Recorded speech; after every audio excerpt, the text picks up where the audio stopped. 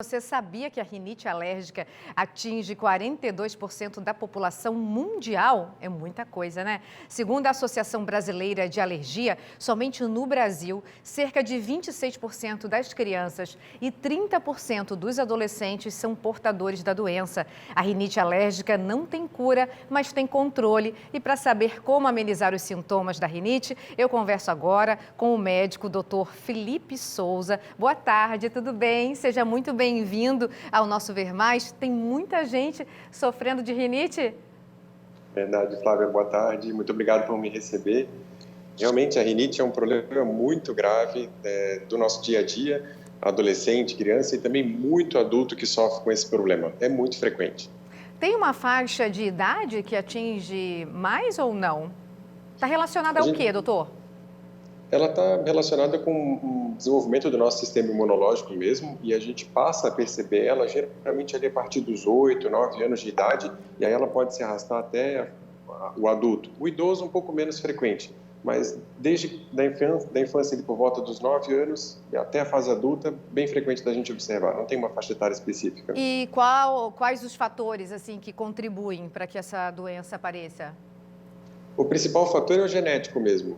Pessoas de famílias com história de alergia, pai, mãe com história de alergia, têm uma tendência maior a desenvolver, e também quando muito cedo exposto a fatores que desencadeiam alergia também no ambiente, acabam desenvolvendo rinite. E qual que é o gatilho, assim, quando a pessoa já tem a rinite, ela está controlada, mas quando as pessoas dizem, estou em crise alérgica de rinite, o que acontece, assim? O principal gatilho hoje em dia é o contato com a poeira, a mudança do clima e os quadros de infecção, tipo um resfriado, uma gripe comum, pode acabar desencadeando uma crise de rinite. Mas, frequentemente, entrar em contato com aquilo que é o teu causador de rinite é o que vai te desencadear. Quer seja o pelo do animal em casa, poeira, um mofo, a variação do clima, vai depender daquilo que te é comum. E tem alguma época do ano que a rinite está mais atacada, assim? Tem duas épocas que são mais comuns, assim, da primavera, nas regiões onde a polinização é mais frequente, né? E no outono, quando o clima está começando a esfriar um pouquinho mais, está começando a ventar aquele vento um pouquinho mais seco, e também por conta da maior proliferação do ácaro nessa época do ano. E como que é feito o diagnóstico da rinite, doutor? O diagnóstico da rinite basicamente é feito pela entrevista clínica, né? A conversa com o paciente direto ali, ele contando a história do nariz trancado, escorrendo, espirrando, com dificuldade para respirar pelo nariz durante o dia a dia ou durante o sono. E aí a gente parte para a investigação através dos exames de sangue e pelos testes de pele para poder identificar qual é o fator, o alérgeno mais comum ali no dia a dia. Porque no começo a gente confunde com gripe, resfriado, um pouco ou não? Pode confundir, sim.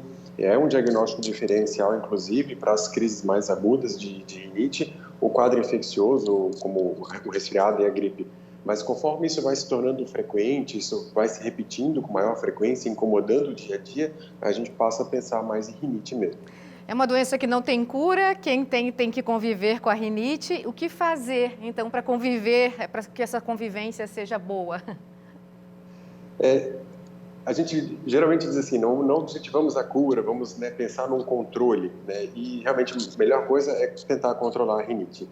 Cuidar bem do ambiente, manter o ambiente sempre limpo, minimizar a exposição à poeira, ao mofo, à umidade, usar as medicações de uma maneira direitinho. E hoje em dia a gente sabe que o tratamento que mais se aproxima da cura, que mais consegue oferecer, né, um controle ou o melhor controle possível é a imunoterapia, que é a vacina alérgena específica, dependendo daquilo que se é sensibilizado para os pacientes com rinite.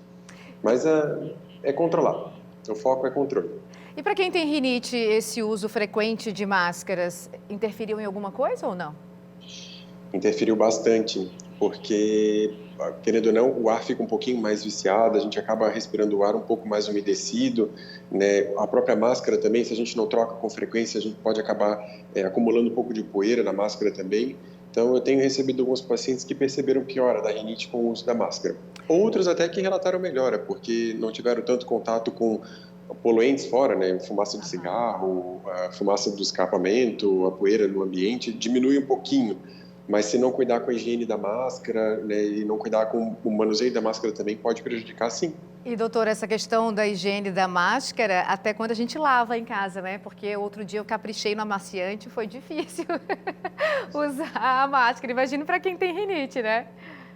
Sim, fica muito pesado, porque o amaciante ele libera muito perfume, tem muita substância química e pode causar irritação. O ideal para a máscara é a gente lavar as máscaras que são reutilizáveis, lavar com sabonete bem neutro e deixar secar bastante no sol para não ficar nenhum resíduo. Eu descobri na prática. Obrigada pela Pronto. participação, tá? Imagina, obrigado eu por me receber sempre.